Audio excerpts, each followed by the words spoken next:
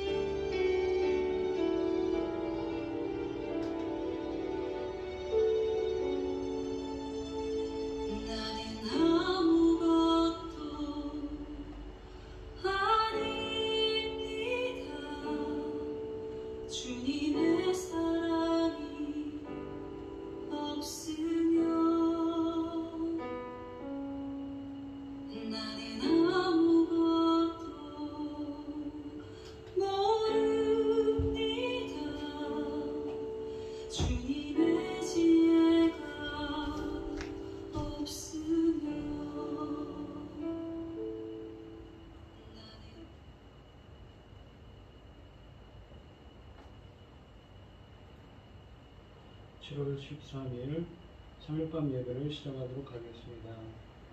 사도신경 하심으로 시간 고백하시겠습니다.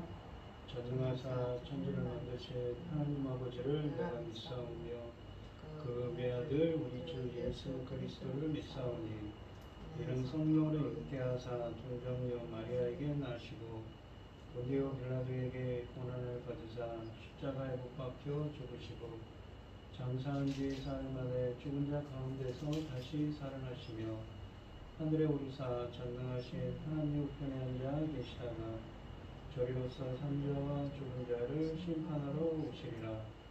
성령을 믿사오며 거룩한 공예와 성도가 서로 교통하는 것과 죄를 사하여 주시는 것과 몸이 다시 사는 것과 영원히 사는 것을 믿사옵나이다. 아멘. 찬송가 442장입니다.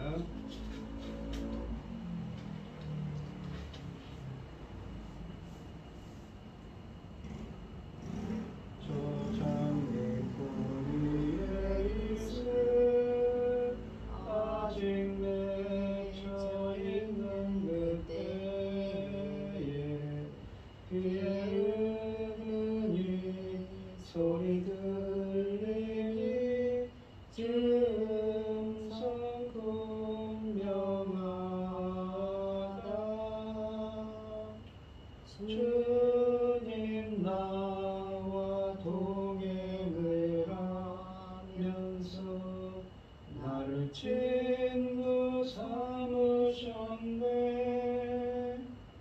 우리 서로 받은 그 기쁨은 알 사람이 없도다. 그 청한 주의 음성 우는 새도 잠잠케 한다. 내게 들리던 주의 음성이 늘 귀에 생생하다. 주님 나와 동행을 하면서 나를 친구 삼으셨네. 우리 서로 받은 그 기쁨은 알 사람이 없도다. 밤 깊도록 동산 안에 주와 함께 있으려 하나. 괴로운 세상이 할 일 많아서 날 가라 명하신다. 주님 나와 동행을 하면서 나를 친구 삼으셨네. 우리 서로 받은 그 기쁨은 알 사람이 없도다. 아멘.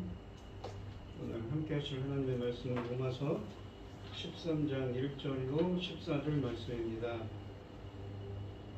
교독을 하도록 하겠습니다. 성경 낭독을 하시고 고현희 집사님께 드리시겠습니다. 제가 먼저 읽겠습니다. 각 사람은 위에 있는 권세들에게 복종하라. 권세는 하나님으로부터 나지 않음이 없나니 모든 권세는 다 하나님께서 정하신 바라. 그러므로 권세를 거스리는 자는 하나님의 명을 거스리느니 거스리는 자들은 심판을 자취하리라. 다스리는 자들은 선한 일에 대하여 두려움이 되지 않고 악한 일에 대하여 되나니 내가 권세를 두려워하지 아니하리느냐. 선을 행하라. 그리하면 그에게 칭찬을 받으리라. 그는 하나님의 사역자가 되어 내게 선을 베푸는 자니라. 그러나 네가 악을 행하거든 두려워하라. 그가 공연히 칼을 가지지 아니하였으니 곧 하나님의 사역자가 되어 악을 행하는 자에게 진노하심을 따라 보응하는 자니라. 그러므로 복종하지 아니할 수 없으니 진노 때문에 할 것이 아니라 양심을 따라 할 것이라. 너희가 조세를 바치는 것도 이로 말미암음이니라. 그들이 하나님의 일꾼이 되어 바로 이 일에 항상 힘쓰느니라. 모든 자에게 줄 것을 주되 조세를 받을 자에게 조세를 바치고 관세를 받을 자에게 관세를 바치고 두려워할 자를 두려워하며 존경할 자를 존경하라. 빛과 사랑과 불비에는 아무에게든지 빛도 지지 말라. 남을 사랑하는 자는 율법을 다 이루었느니라. 간음하지 말라, 살인하지 말라, 도둑질하지 말라, 탐내지 말라 한 것과 그 외에 다른 계명이 있을지라도 내 이웃을 내 자신과 같이 사랑하라 하신 그 말씀 가운데 다 들었느니라. 사랑은 모든 악을 행하지 아니하나니 그러므로 사랑은 율법 완성이니라. 또한 너희가 이 시기를 알거니와 자다가 깰 때가 벌써 되었으니 이는 이제 우리의 구원이 처음 믿을 때보다 가까웠습니다. 밤이 구원하기 가까웠으니 그러므로 우리가 어둠의 일을 벗고 빛의 갑옷을 입자. 낮에와 같이 단정히 행하고 방탕하거나 술 취하지 말며 음란하거나 호색하지 말며 다투거나 시기하지 말고 오직 주 예수 그리스도로 옷 입고 정욕을 위하여 육신의 일을 도모하지 말라. 아멘.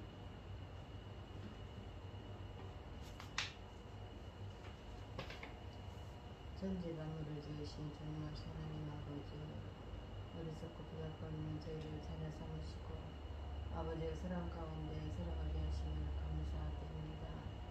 전능하신 하나님, 어지러운 세상 가운데에서도 이 시간 하나님께 예배드릴 수 있도록 인도하셨으니 감사합니다. 온갖 일로 이 나라는 혼란스럽습니다. 빨리 끝날 줄 알았던 코로나가 다시 아버지 번지고 있습니다. 아버지 이 질병에서 이 나라를 건져 주시옵소서. 불쌍히 여겨 주시고 지켜 주시옵소서. 아버지 이 나라를 세상 나라까지 세우셨는데 아버지 이 사명 감당하고 아버지께 생각하겠습니까? 전능하신 아버지 손으로 지켜주시고 잘 이뤄갈 수 있도록 도와주시옵소서. 우크라이나 전쟁은 아버지께서 일으킨 러시아 전 대통령에게 아버지 전쟁 비용을 모두 물도록 아버지는 유엔에서 결정하게 하셔서 아버지 앞으로든지 지금이든지 언제라도 전쟁은 꿈꾸지 못하도록 아버지는 이 땅에 전쟁을 다시는 꿈꾸지 못하도록 아버지 엮어 주시옵소서. 이 시간 말씀을 들고선 당신의 사랑하는 종 붙잡아 주셨으니 감사합니다. 이 말씀은 열매 거둘 시대의 말씀입니다. 이 말씀으로 말미암아 아버지 하나님의 그 원하시는 참되고 아름다운 열매, 아버지께서 기뻐하신 열매들이 맺을 수 있도록 도와주시옵소서. 예수 그리스도로 옷 입고 빛의 갑옷을 입으라. 오늘 이 말씀이 아버지 우리에게 굳건한 아버지 버팀목이 되어서 아버지 하나님이 그 원하시고 기뻐하시는 것까지 잘 이룰 수 있도록 도와주시옵소서. 아버지 하나님, 여기까지 오게 하신 것 너무너무 감사합니다. 앞으로의 길도 아버지 지켜 주시옵소서. 남은 사명 잘 감당하고 아버지 앞에 갈 수 있도록 도와주시옵소서. 이 모든 말씀 엉망 규약 가운데서 우리를 구원하여 주신 예수 그리스도 이름으로 기도드리옵나이다. 아멘. 하나님의 말씀의 제목은 빛의 갑옷의 입자입니다. 이 로마서 12장 1절에 보시면 너희 몸을 하나님이 기뻐하시는 산제물로 드리라 라고 말씀하십니다. 그러면서 이것은 너희가 드릴 영적 예배니라 라고 하시죠. 이 로마서에서 보시면 그 앞에는 무엇입니까? 바로 하나님의 아들들로 하나님의 형상을 닮은 자로 재창조되는 과정이었습니다. 그렇게 된 자들이 하나님께 산제물로 드려지죠. 하나님의 성소, 지성소에 나아갑니다. 그 이후에는 12장 말씀을 통하여서 그 이후에는 그렇게 하나님의 아들들로 재창조되고 하나님의 산제물로 드려진 자들이 어떠한 삶을 살아야 되는지 이 세상에서 그런 이야기들을 권면하고 있습니다. 13장 1절에 보시면 각 사람은 위에 있는 권세들에게 복종하라. 권세는 하나님으로부터 나지 않음이 없나니 모든 권세는 다 하나님께서 정하신 바라 라고 되어 있습니다. 바울은 위에 있는 권세들에게 복종을 하고 합니다. 위에 있는 권세들은 백성을 다스리는 정부 관리들을 의미합니다. 그리스도인들은 하나님께 복종할 뿐만 아니라 또한 세상의 권세들에게도 복종해야 합니다. 왜냐하면 하나님께서 권세들을 세우셨기 때문이지요. 하지만 통치자들에게 복종하지 않을 수 있는 예외적인 상황이 존재할 수도 있습니다. 그들에게 복종하는 것이 하나님의 뜻과 배치될 때입니다. 하나님은 그리스도인들이 복종해야 할 권위 질서 가운데 가장 상층부에 있는 권세입니다. 통치자들이나 사회 질서에 대한 복종은 항상 하나님께 복종하는 관계 속에서 점검되어야 하는 것이지요. 통치자들에게 복종해야 하는 이유는 권세는 하나님께로부터 나지 않음이었고 모든 권세는 다 하나님께서 정하신 것이기 때문입니다. 바울은 모든 권세는 하나님에 의해 임명되었다고 주장합니다. 세상의 통치자를 하나님이 세우셨다는 사상은 구약에서 널리 발전된 표준적인 가르침입니다. 사람들이 이 통치자들의 권위에 복종해야 하는 이유는 그것이 하나님이 세우신 신적 권위 질서이기 때문이라는 것이지요. 하지만 동시에 그것은 독립적인 권위가 아니라 하나님에게서 주어진 파생적인 권위라는 권위입니다. 따라서 세상의 이 통치자들도 하나님이 주신 권위를 남용하거나 하나님보다 더 큰 권위를 가졌다고 주장하게 되면 하나님의 준엄한 심판에 직면하게 될 것입니다. 세상의 어떤 권세도 그것을 세우고 폐하시는 하나님의 궁극적인 권세를 초월하거나 넘어설 수는 없는 것이지요. 2절에 보시면 그러므로 권세를 거스르는 자는 하나님의 명을 거스르니 거스르는 자들은 심판을 자취하리라. 심판을 당하게 된다는 말입니다. 만일 세상의 통치자들이 하나님이 세우신 권세들이라면 이 2절 말씀의 결론은 자연스럽게 뒤따릅니다. 바울은 1절에서 천명된 이 동일한 신학적 진리의 기초에서 두 상관된 결론들을 도출합니다. 통치자들의 권세를 거부하는 자들은 하나님의 명을 거스르는 것이고 따라서 심판을 자취하게 될 것입니다. 문장 구조상 이들 두 문장은 인과관계로 연결되어 있습니다. 원인과 결과라는 것이지요. 하나님의 명을 거부하는 사람들은 당연히 그의 심판을 당하게 될 것입니다.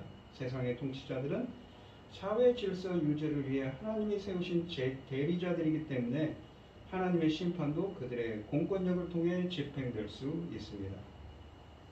3절 말씀을 보시면 다스리는 자들은 선한 일에 대하여 두려움이 되지 않고 악한 일에 대하여 되나니 라고 되어 있습니다. 되나니 네가 권세를 두려워하지 아니하려느냐 선을 행하라 그리하면 그에게 칭찬을 받으리라 라고 되어 있습니다. 하나님의 심판이 세상 통치자들에 의해서도 집행될 수 있다면 2절 말씀처럼 말입니다.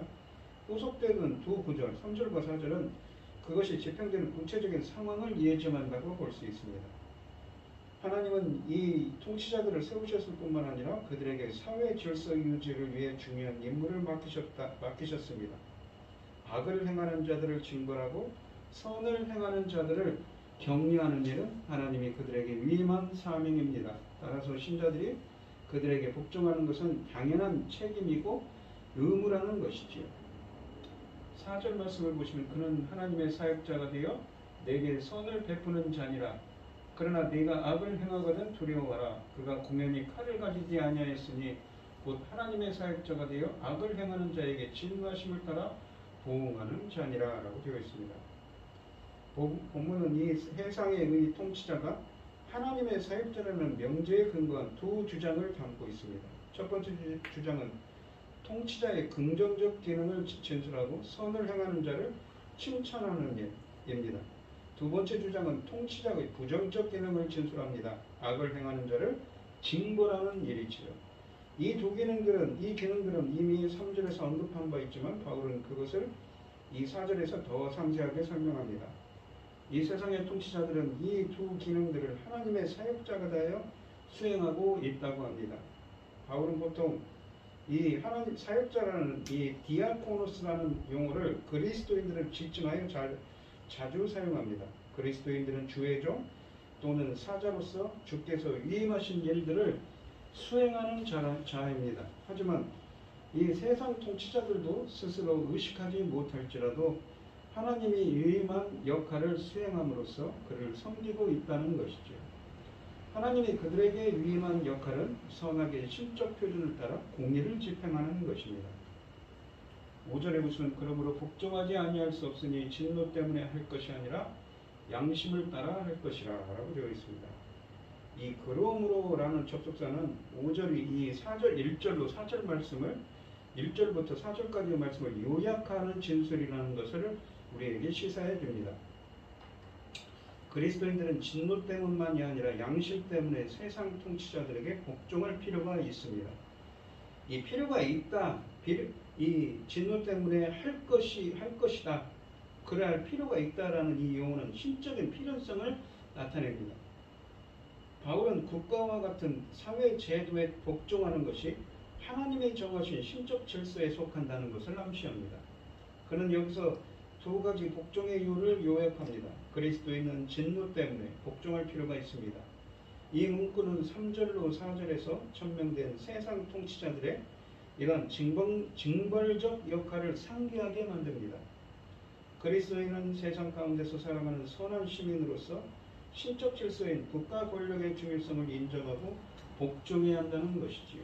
또한 그들은 양심 때문에 복종할 필요가 있습니다. 국가 질서를 거부하는 신자는 마음속에서 양심의 고통을 불러일으킵니다. 진노 때문에 할 것이 아니라 라는 문구는 복종의 동기가 세상 통치자들에 대한 두려움 때문만이 아니라 보다 근본적인 또 다른 이유가 존재한다는 것을 시사해 줍니다.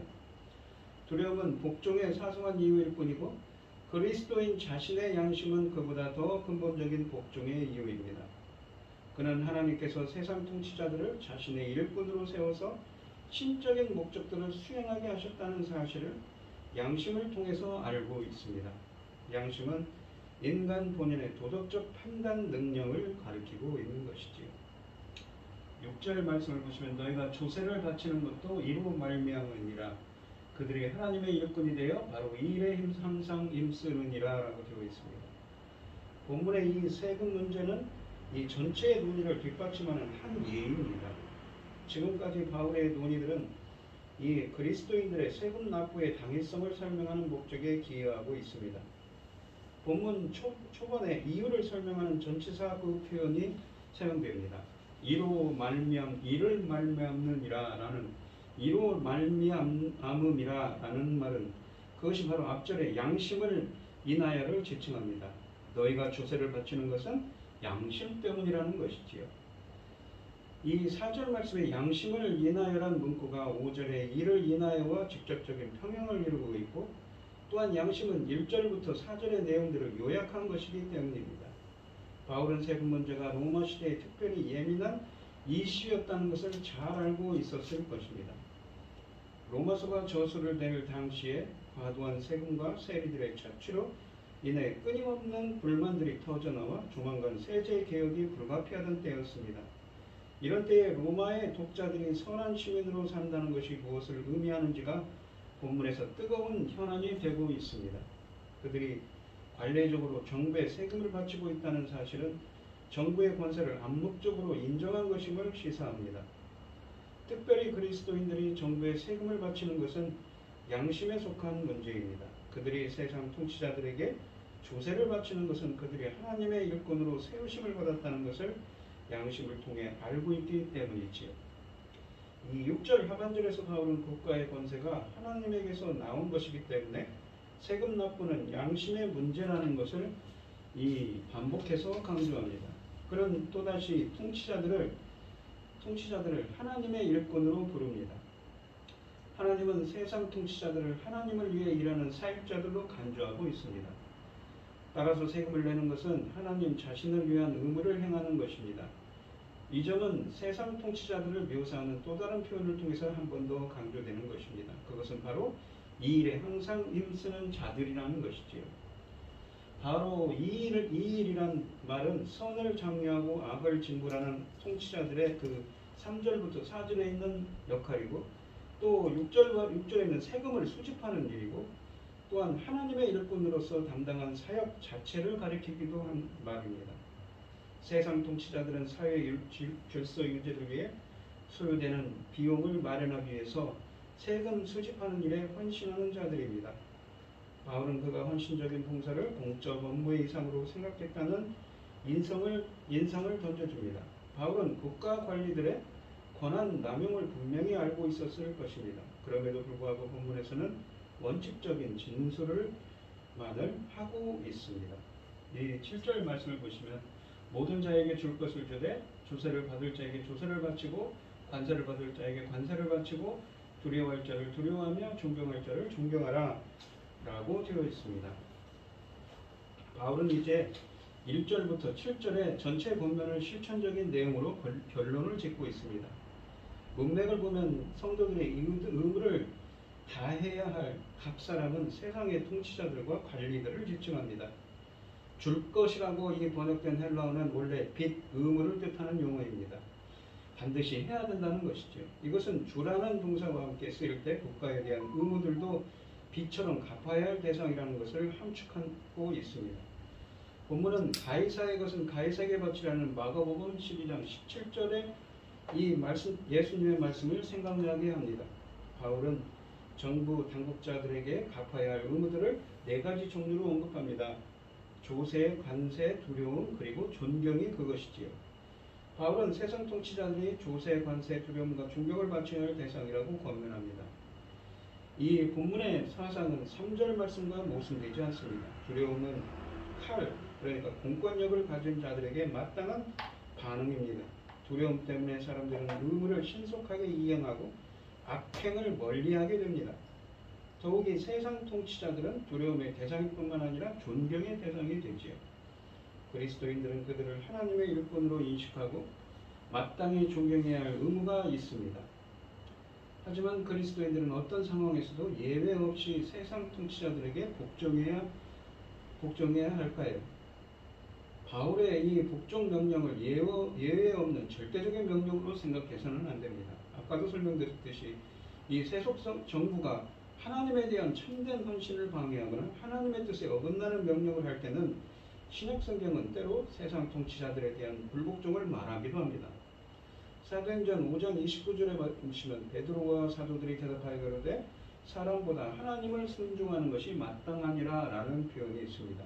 이것은 신약성경이 세상 국가를 묘사하는 방식이 서로 다를 수 있음을 시사합니다. 아마도 바울은 세상 나라들이 하나님의 뜻을 수행하는 선한 정부라는 전제에서 말하는 것 같습니다. 이 8절 말씀을 보시면 피차 사랑의 빚 외에는 아무에게든지 아무 빚도 지지 말라. 남을 사랑하는 자는 율법을 다 이루었느니라 라고 되어 있습니다. 여기 보시면 남이라는 말은 헤테로스라고 해서 다른 사람들을 의미합니다. 다 이루었느니라 라는 말은 플레로 성취하다 완성하다입니다. 1절부터 7절 말씀까지 끝나고는 8절부터 새로운 단락이 시작됩니다. 이 바울은 먼저 이 피차 사랑의 빚 외에는 아무에게든지 아무 빚도 지지 말라고 말합니다.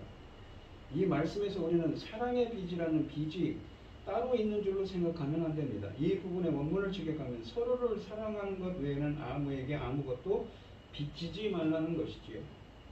여기서 빚지다, 오페일로라는 말은 뭐뭐할 의무를 가지고 있다, 빚지다는 말입니다. 따라서 이 문장은 서로 사랑해야 한다는 것을 강조하는 것입니다. 곧 서로 사랑하는 것이 우리에게 주어진 제일 의무라는 것이지요. 이 사랑은 어떤 사랑입니까? 바로 아가페적인 사랑이지요. 그리스도께서 십자가의 화목상을 통해 사랑을 사람들 간에 존재하는 모든 차별의 담들을 허무신 것을 깨닫는 신자라면 편견과 차별이 없는 열린 사랑을 실체한다는 것입니다. 여기서 우리가 말하는 친구 간의 사랑은 무엇입니까? 필레아인데 남녀 간의 사랑은 에로스이죠. 근데 이 사랑은 아가페적인 사랑입니다. 바로 십자가에서 예수 그리스도의 독생자이신 이 하나님의 독생자이신 예수 그리스도께서 십자가에서 죽기까지 사랑하신 그 사랑이죠. 그 사랑을 남에게도 다른 사람들에게도 베풀라는 말입니다. 그것이 바로 사랑의 빚진 자라는 것이죠. 우리가 로마서 1장 13절로 15절에 보시면 형제들아 내가 여러 번 너희에게 가고자 한 것을 너희가 모르기를 원하지 아니하노니 너희는 누굽니까? 바로 로마교회 형제지요. 사도 바울이 지금 감옥에 갇혀 있으면서 로마교회 형제들에게 편지를 쓰죠. 갈 수가 없었습니다. 빌립보에서. 이는 너희 중에도 다른 이방인 중에서와 같이 열매를 맺게 하려 함이로되 지금까지 길이 막혔도다. 헬라인이나 야만인이나 지혜 있는 자나 어리석은 자에게 다 내가 빚진 자라. 뭐예요? 복음의 빚진 자죠. 그러므로 나는 할 수 있는 대로 로마에 있는 자에게도 복음 전하기를 원하노라. 이처럼 이 복음의 빚진 자인 그 사도 바울이 너희에게 서로에게 사랑의 빚을 지라는 것은 무엇입니까? 바로 복음을 전파하고 이 아가페적인 사랑을 전파하고 그 사랑을 전파하고 하나님을 믿는 자들로 이렇게 전도를 하라는 의미를 담고 있는 거죠. 제사장적 사명을 감당하려는 이야기입니다. 빚진 자를 뜻하는 헬라어는 해야 할 의무가 있는 이라는 의미입니다. 그러니까 이 13절로 15절을 보면 바울은 자신이 복음의 빚진 자로서 로마에 복음을 전해야 할 의무가 있다고 말하는 것입니다. 바울에게 복음을 맡김으로써 복음이 바울의 빚진 자가 되도록 하신 분은 누군가요? 바로 예수 그리스도시죠. 다메섹 도상에서 사도행전 9장에 있는 말씀처럼 말입니다. 그리스도를 만난 후 바울의 삶의 목표는 구원의 복된 소식을 증거하는 것이었지요. 그래서 바울은 로마 교회에 복음 전하기를 원합니다. 바로 베드로전서 2장 9절처럼 왕같은 제사장, 이 제사장적인 사명을 말하고 있는 것입니다. 바울이 또한 어디입니까? 여기 보시면 18절부터 율법을 다 남을 사랑하는 자는 다른 사람을 사랑하는 율법을 다 이루었느니라고 말합니다. 이 율법을 성취하다, 플레로 성취하다, 완성하다는 의미를 담고 있습니다. 바울이 이 율법과 관련하여 성취하다 동사를 사용한 것을 주목할 만합니다. 그것은 70인경에서 율법과 관련하여 한 번도 구약에서는 쓰인 적이 없는 독특한 이 기독교적인 언어입니다. 동일한 동사가 마태복음 5장 17절로 18절에 쓰여져 있죠. 예수님께서는 율법을 폐하러 온 것이 아니라 율법을 완성시키러 오셨다고 그러죠. 예수님은 제자들의 삶과 관련하여 쓰이기 때문에 아마도 바울의 율법은 예수님의 교훈에 의존한 것이 분명합니다. 그가 이 특별한 동사를 선택한 이유는 몇 가지로 추적할 수 있습니다. 그것은 예수께서 도래시킨 때의 충만과 연관된 것이 분명합니다. 하나님의 모든 목적과 약속들이 이루어지는 성취의 때가 그리스도 안에서 도래했다고 표현을 하는 것이지요. 9절의 말씀에 보시면 간음하지 말라, 살인하지 말라, 조독죄 하지 말라, 탐내지 말라. 이 10계명에 있는 말이죠. 한 것과 그 외에 다른 계명이 있을지라도 내 이웃을 내 자신과 같이 사랑하라 하신 그 말씀 가운데 다 들었느니라 라고 말씀하십니다. 이 타인을 사랑함으로 율법을 성취하는 바울의 주장은 본절의 주장을 통해 구체적으로 뒷받침됩니다. 바울은 그 이유를 설명합니다. 남을 사랑하는 자는 율법을 다 이루었기 때문이라고. 여기서 이 8절 하반절에 율법을 다 이뤘다고 하는데 여기서 율법을 다 이뤘다는 것은 이 사랑은 율법의 완성이기 때문에 더 이상 율법이 필요 없다는 뜻이 아닙니다. 신약 시대에는 사랑만 있다면 되고 율법은 더 이상 지킬 필요가 없다는 뜻일까요? 오늘날 이렇게 생각하는 사람들이 많이 있지만 본문의 뜻은 그것이 아닙니다. 왜냐하면 바울은 9절에서 이 9절 말씀처럼 말하기 때문입니다. 여기서 주목해야 할 것은 다 들었느니라는 이 단어입니다. 곧 모든 계명은 이웃을 사랑하는 것 안에 포함된다는 의미입니다. 다시 말하면 사랑은 모든 계명을 다 포함하는 포괄적 계명이라는 것이지요. 곧 사랑은 각각의 이 계명들을 대체하는 것이 아니라 포괄하는 것입니다. 따라서 성경이 말하는 바는 사랑이 오면 율법이 폐지되는 것이 아니라 모든 율법을 포괄하는 사랑을 행함으로 율법을 이루게 된다는, 율법을 완성한다는 의미를 담고 있는 거죠. 8절과 9절 말씀을 통해서 말입니다. 이처럼 사랑은 모든 계명의 기본 정신인 동시에 모든 계명을 다 포괄하는 포괄 계명이라는 것입니다. 바울은 여러 곳에서 신자는 율법으로부터 해방을 받았기 때문에 율법이 더 이상 그에게 구속력을 갖지 못한다고 주장한 바 있습니다. 로마서에 7장 6절 같은 말씀이 더 있죠.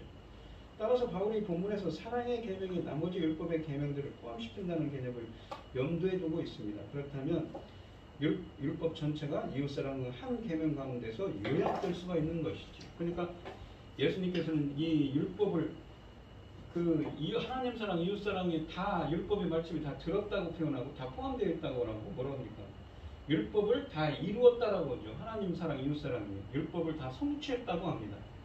그 말씀 가운데 다 포함됐다는 것이죠. 10절 말씀을 보시면 사랑은 이웃에게 악을 행하지 아니하니 그러므로 사랑은 율법의 완성이니라. 이것을 10절이 다시 이 8절로 9절 말씀을 10절이 다시 설명하고 있습니다. 사랑은 이웃에게 악을 행하지 아니하니 그러므로 사랑은 율법의 완성이라고 합니다. 사랑은 이웃에게 선을 행하는 것이지만 이만큼 사랑하는 자는 당연히 이웃에게 악을 행하지 아니합니다. 따라서 이웃을 사랑하는 자는 율법을 이루게 되는 것이지요. 여기서 완성, 플레로마라는 말은 아까 써있는 율법을 이루었느니라 8절에 써있는 말과 명사형입니다. 성취, 폐지가 아니라 성취, 충만할 뜻이지요. 그 사랑의 율법의 완성이라는 것은 사랑으로 말미암아 율법이 끝났다는 의미가 아니라 사랑을 통해 율법을 성취했다는, 이룬다는 의미입니다. 왜냐하면 사랑은 모든 계명을 포괄하는 포함하는 포괄 개념이기 때문이라고 9절 말씀에 쓰여져 있는 것이죠.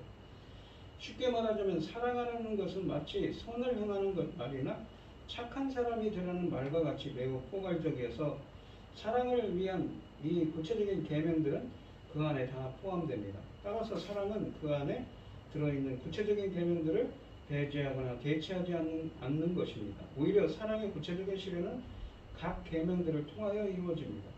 곧 어떻게 하는 것이 사랑인가 하는 것을 계명들이 보여주는 것이지요.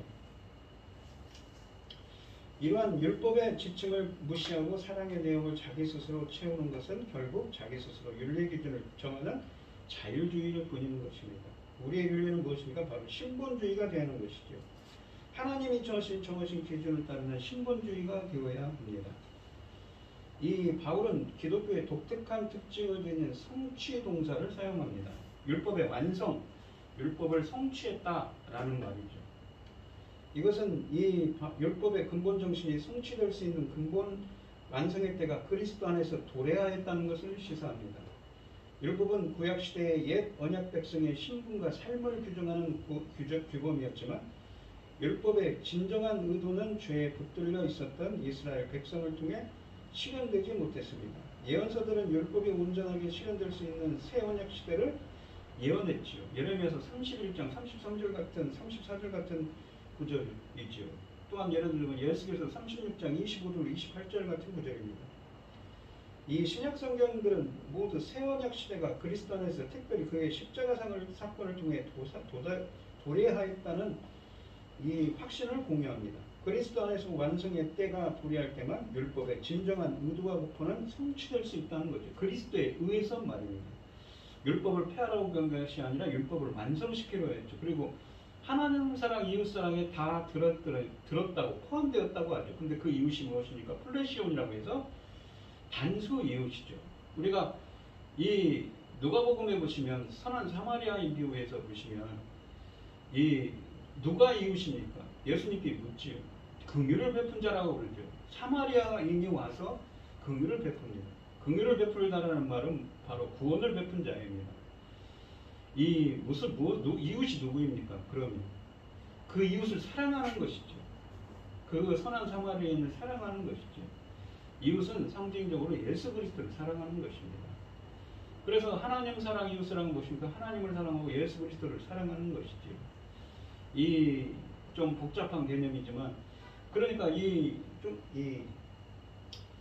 좀 이따 설명드리겠지만 율법의 이 진정한 의도와 목표는 성취될 수 있습니다. 옛 언약 시대의 율법은 육신을 지배하는 죄의 세력을 돌파할 수 있는 연약함과 무능함을 지녔지만 새 언약 시대의 율법의 의로운 도구는 성령을 쫓아 행하는 그리스도를 통해 성취될 수 있습니다. 그러니까 예수 그리스도의 십자가의 은혜로 그 은혜를 통하여서 이 그리스도를 통해 성취되는 율법이 다 이루어진다는 표현을 합니다. 우리가 로마서 8장에서 이런 말씀을 했죠. 1절부터 4절을 보시면 그러므로 이제 그리스도 안에 있는 자에게는 정죄함이 없다고 합니다. 이 로마서 8장은 그러므로 라는 말로 시작합니다. 여기서 그러므로의 배경은 앞에 7장 14절로 25절에서의 이 논의이지요. 그러니까 육신에 속하여 죄 아래 팔려서 고민하고 갈등하던 연약한 인간의 모습입니다. 뭐라고 말합니까? 오라 공고한 자들이여 이 사망을 먹으면서 누가 나를 구원해낼까 이렇게 한탄을 합니다. 이러한 육신의 연약함은 중생 전에만 있는 것이 아니라 중생 후에도 있다고 그랬지요. 그러니까 육신을 입고 있기 때문에 그렇습니다.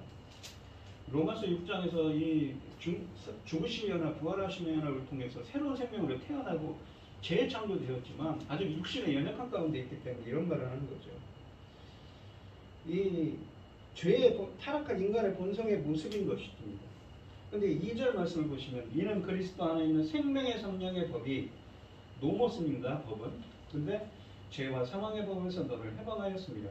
이 노모스라는 말이 율법이라는 의미도 있지만 원리, 원칙도 있습니다. 그러니까 예수 그리스도 안에 있는 생명의 성령의 원리가 죄와 사망의 법에서, 죄와 사망의 원리에서 해방했다고 합니다.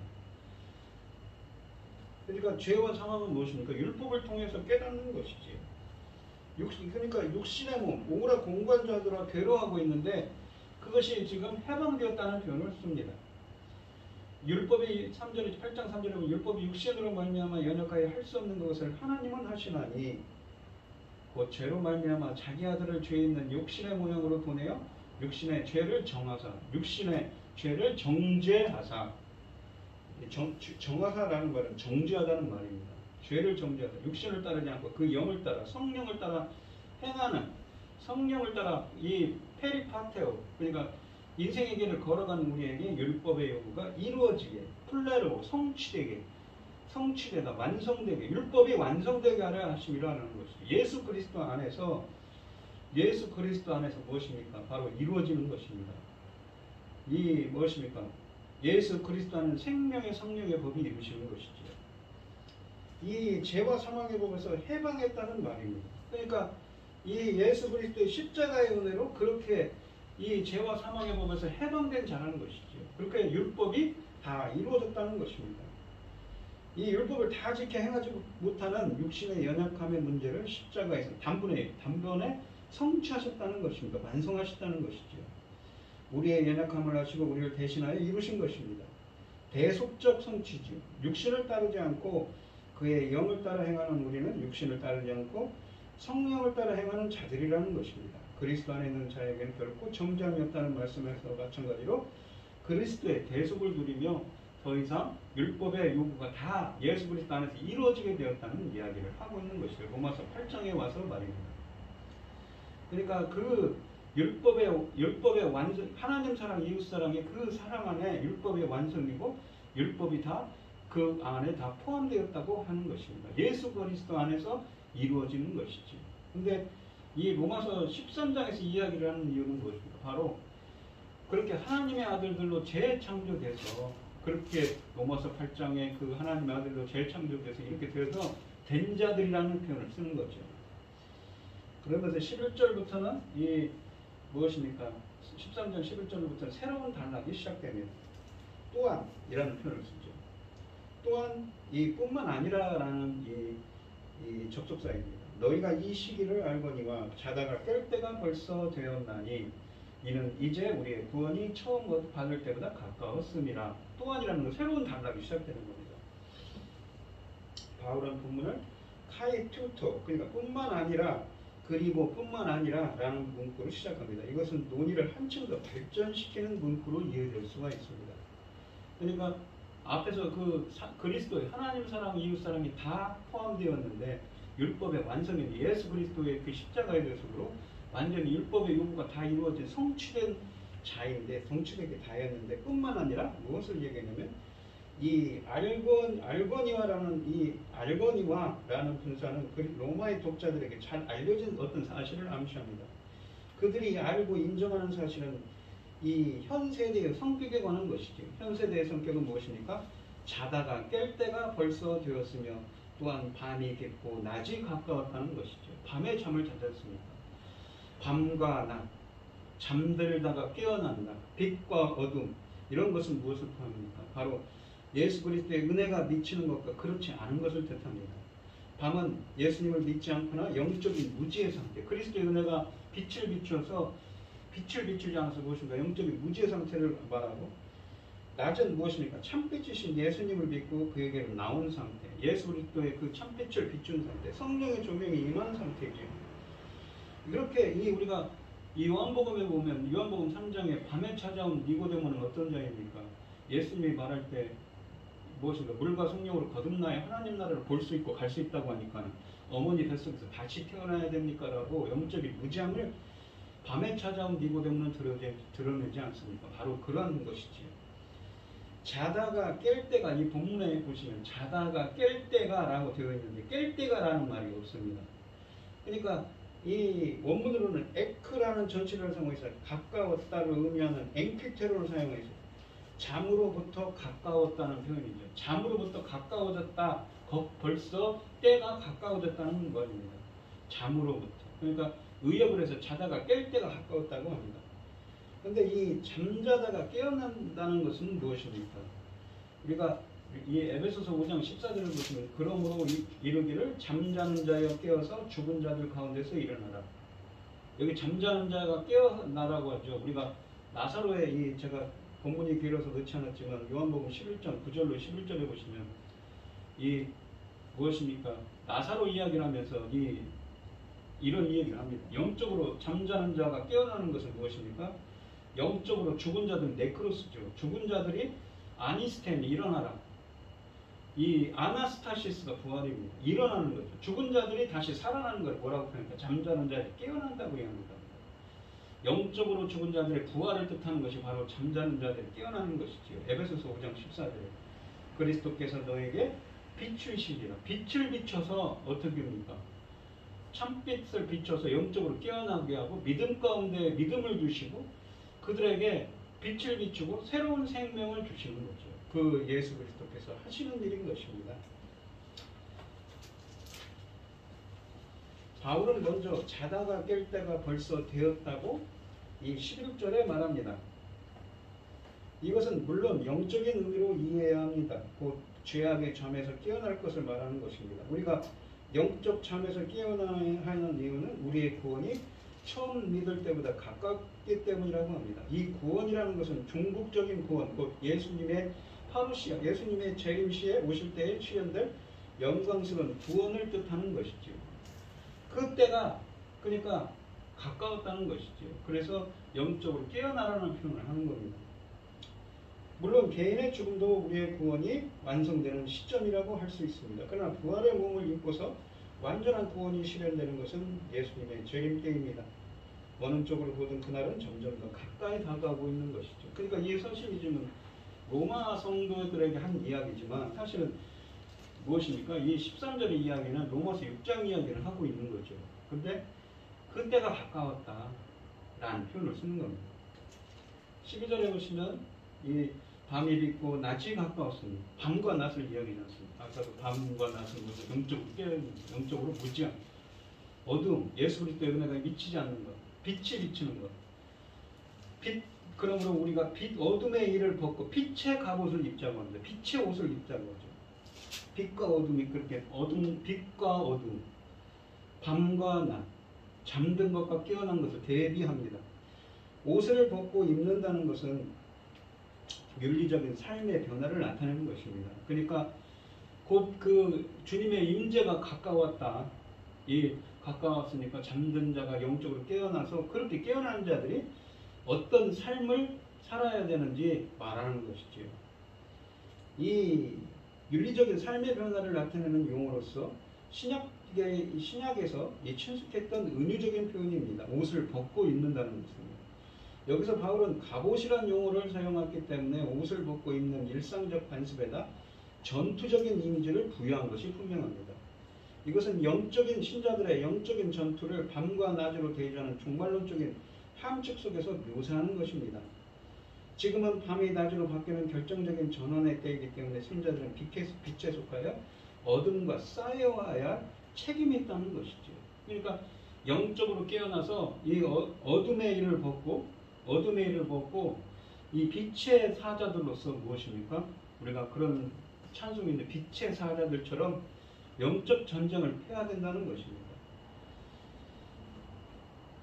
어둠은 볼 수 없는 영적 무지함을 상징하는 반면 빛은 참된 깨달음과 각성을 뜻합니다. 그렇다면 그리스도 안에서 빛의 시대가 도래했다는 것을 알 수 있는 성도들은 마땅히 어둠의 일에 종사하는 행위를 중단하고 빛의 갑옷을 입고 어둠의 행위에 행위와 세력들과 싸워야 한다는 것이죠.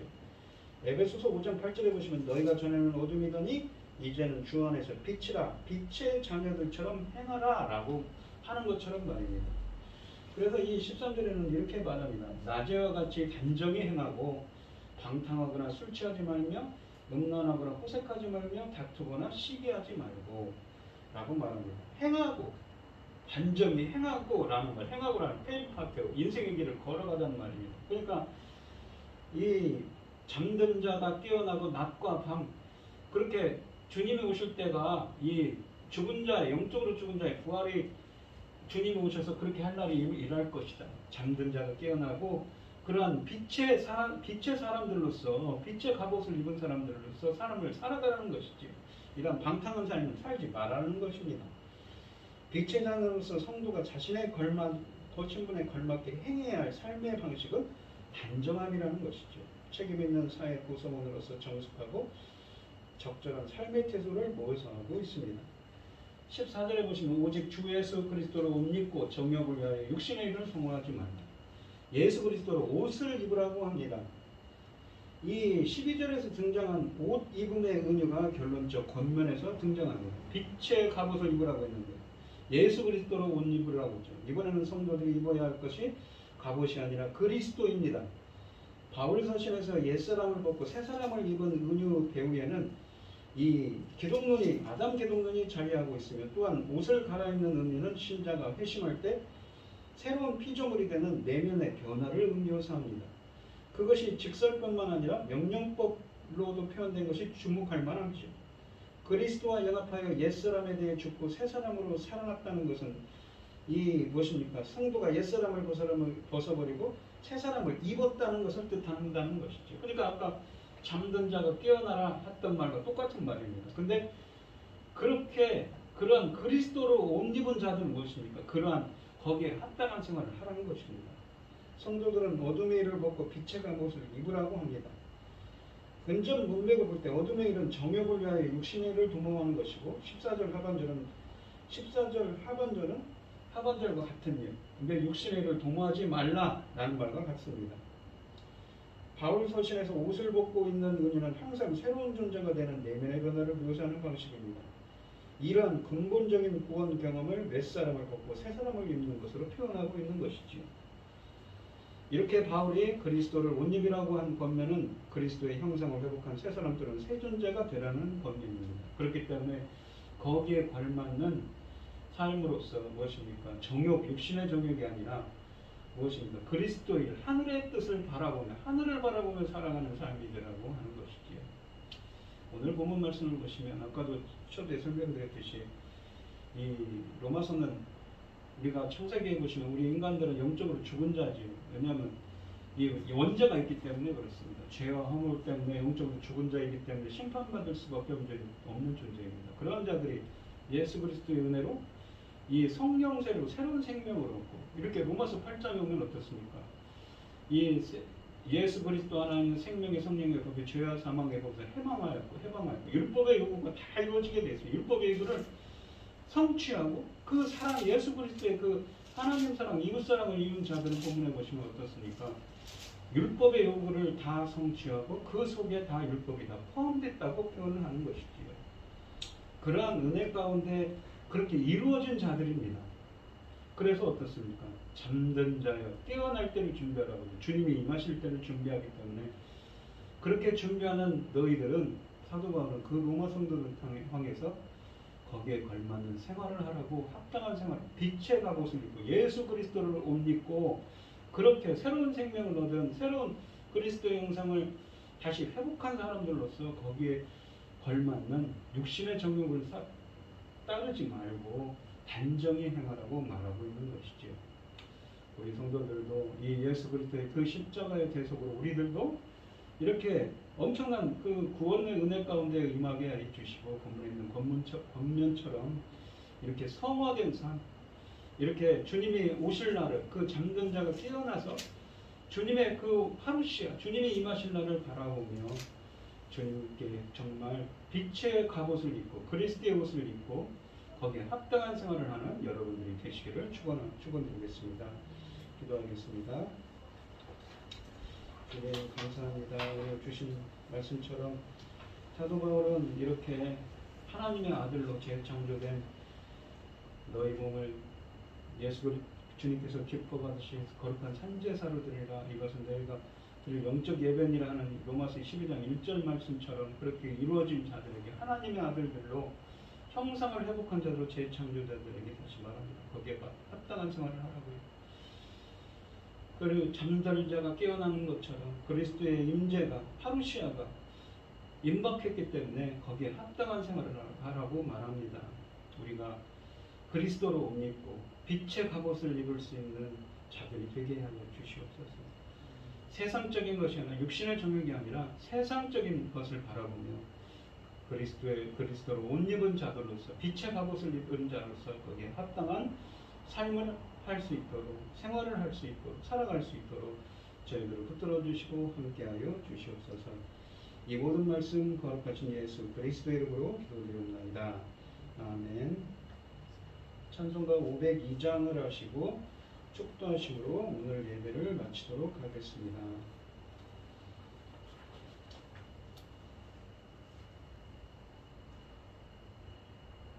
빛의 사람들이여 어서 가서 어둠을 물리치고 주의 진리 모르는 백성에게 복음의 빛비춰라.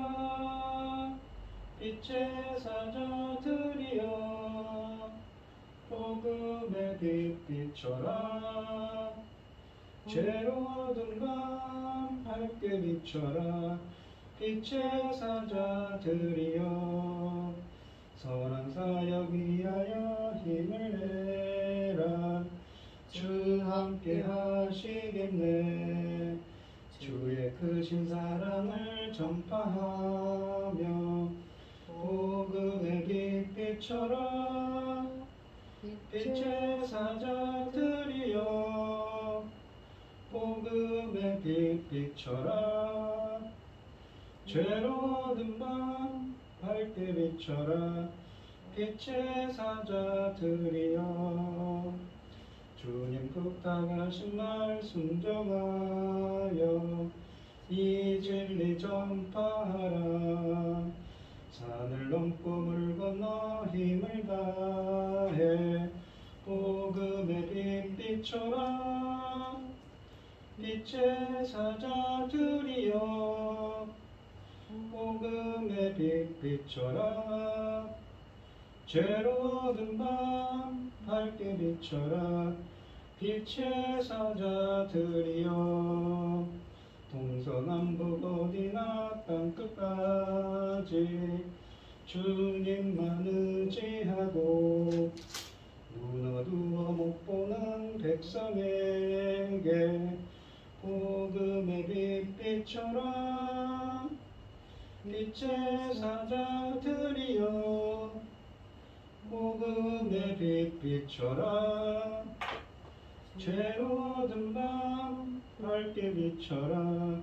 빛의 사자들이여. 이제는 주 예수 그리스도의 은혜와 하나님의 극진하신 사랑과 성령의 교통하심이 빛의 갑옷을 입기를 소원하는 성도들 머리머리 위에 이제부터 영원히 함께 있을지어다. 아멘.